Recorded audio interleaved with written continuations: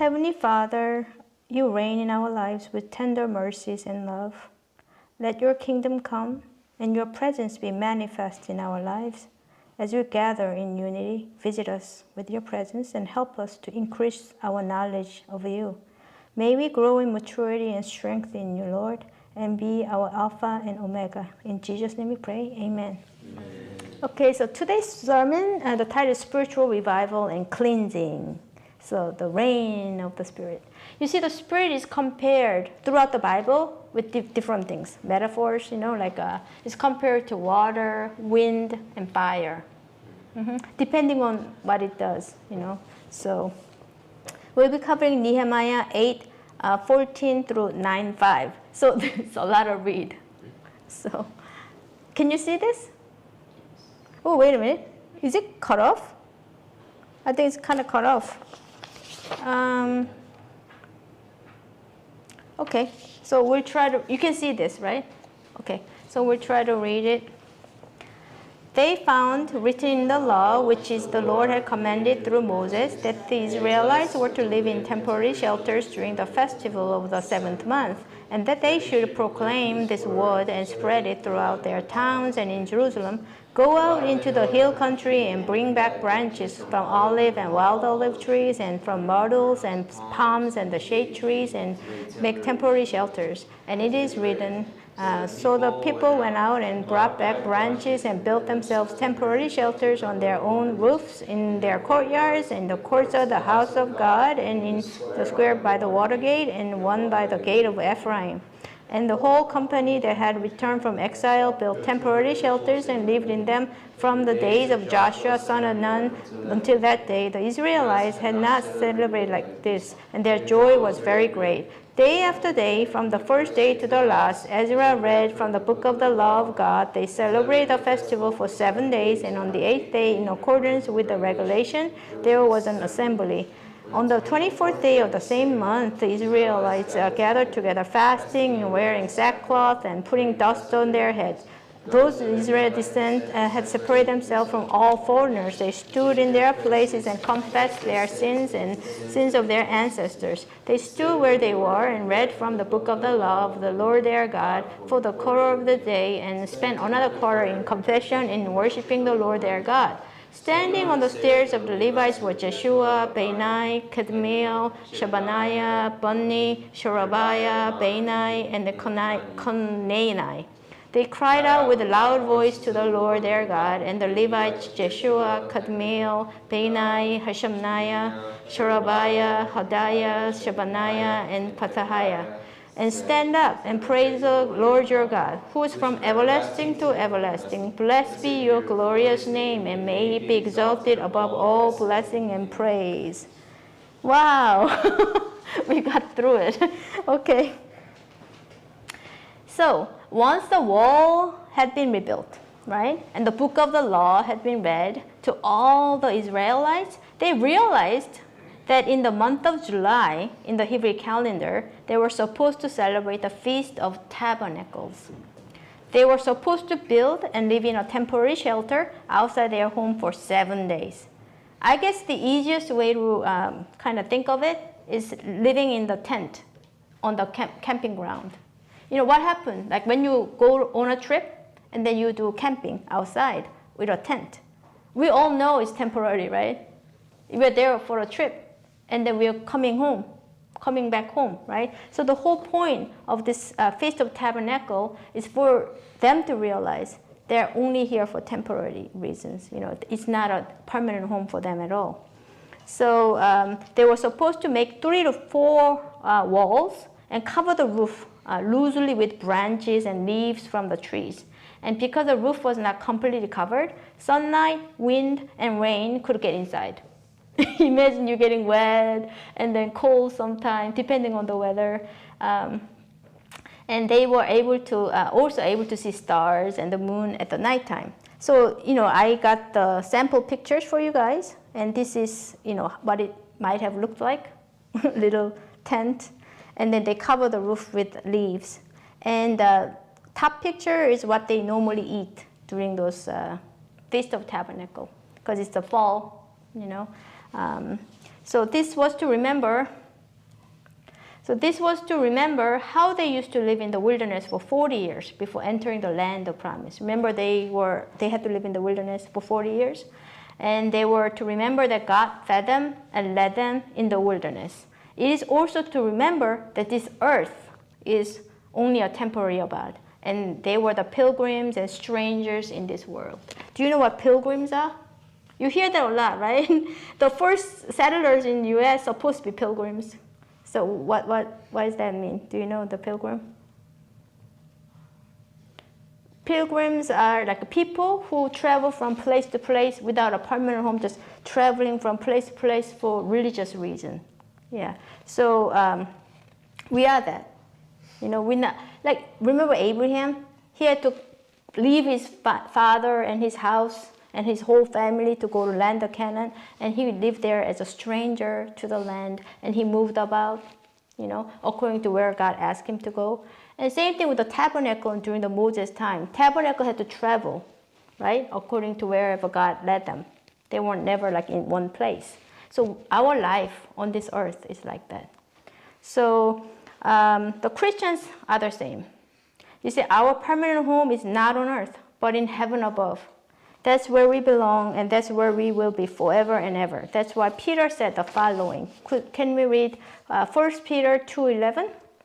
Dearly beloved, I beseech you as strangers and pilgrims, abstain from flesh lusts and war against the soul. Right? He said we are the pilgrim and the strangers, so abstain from flesh lusts, which war against the soul. You see? And Jesus promised the following. Let us read John 14:2.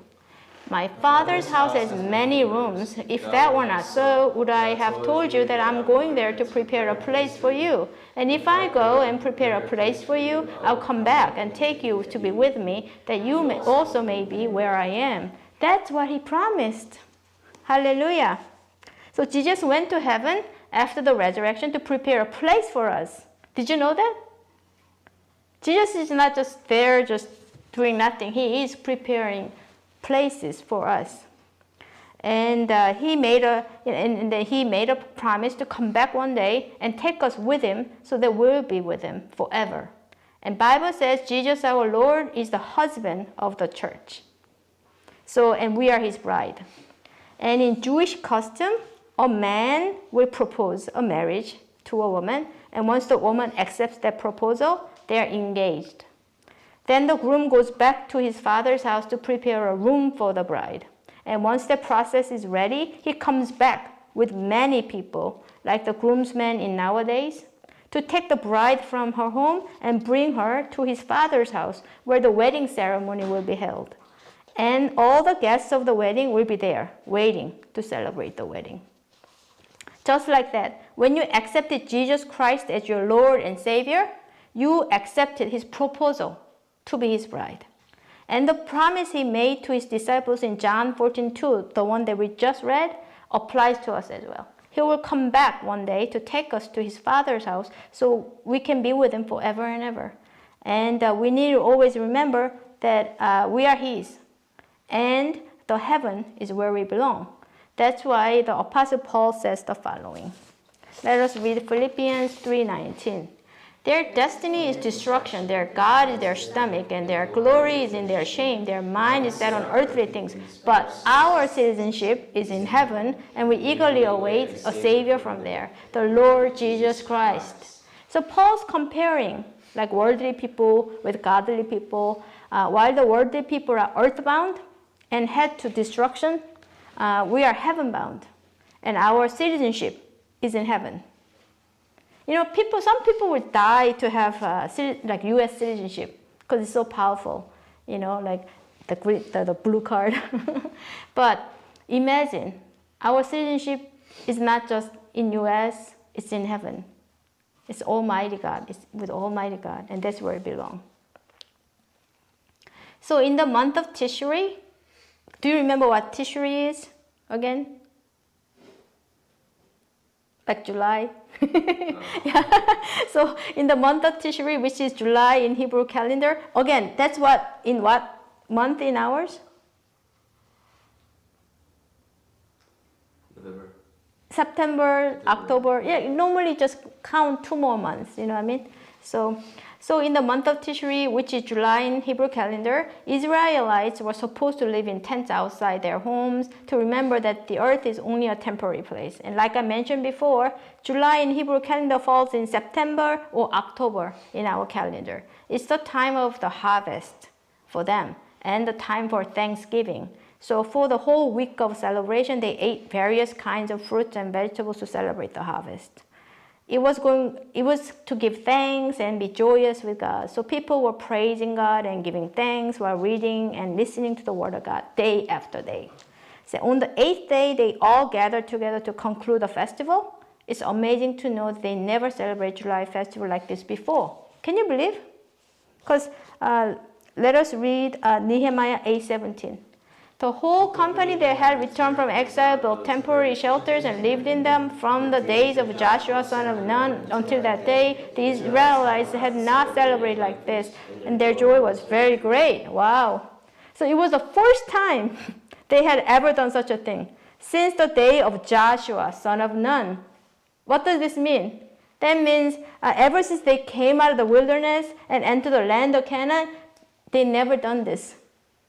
It's not like they forgot to do it after 100 years, you know what I mean? As soon as they got out of the wilderness, even though they were told that you need to do this, they never done it until the day of Nehemiah, which is like 1,000 years later, you know? And only after the kingdom fell to Babylon and the exiles came back, did they read the Bible. Only then they read the Bible and then found out, oh, we're supposed to do this. And then they did it exactly as it was written. And of course, their joy was very great when they submitted and lived according to the Word of God. So the first lesson we learn from this chapter is that we need to read and act according to the Bible. Then our heart will be filled with joy and everlasting life. Now let us read Nehemiah 9:1 through 3. On the 24th day of the same month, the Israelites gathered together, fasting and wearing sackcloth and putting dust on their heads. Those Israelite descendants had separated themselves from all foreigners. They stood in their places and confessed their sins and the sins of their ancestors. They stood where they were and read from the book of the law of the Lord their God for a quarter of the day and spent on the quarter in confession and in worshiping the Lord their God.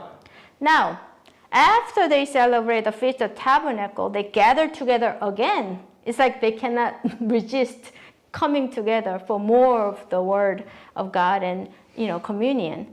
But this time, they truly repented for their sin and separate themselves from all foreigners. Now, that doesn't mean foreigners are automatically evil or sinful. Okay, so we need to understand the context of the situation. The foreigners in the time of Nehemiah were idol worshippers and enemies of God who were corrupting the people of Israel. That's why they had to separate themselves in order to keep their faith pure and genuine. So the same applies to us nowadays. If you have friends who are a bad influence to you, wouldn't you want to separate yourselves from them? Like when I was doing one-on-one with some of you, you were telling me some of your friends were doing something they're not supposed to, and she didn't go along, and they were found out later, and then they got some warning from the school, but she didn't, because when they looked at it, it was clear that she didn't follow them, even though they suggested, let's go skip this recess or something and go somewhere to the locker or whatever. So like that, when you separate yourself from them, sometimes you might feel like, oh, am I being left out? I want to be included, and then maybe they hate me for not going along. I mean, but guess what? In the end, it works out better for you. So it might be hard to do so in the beginning, but it will save you trouble in the end. And the Bible warns us of the following. Let us read 1 Corinthians 15:33. Do not be misled. Bad company corrupts good character.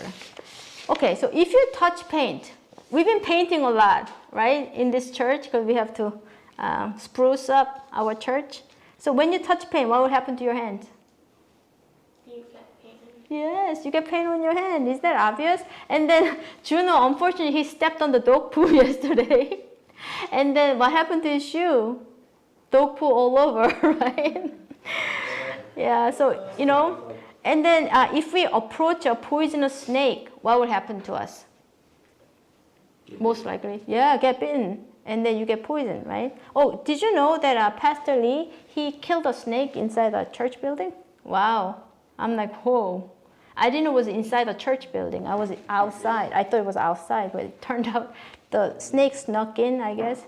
So they blocked all the little holes and the openings, so now it won't. But anyway, so he killed it. Thank goodness.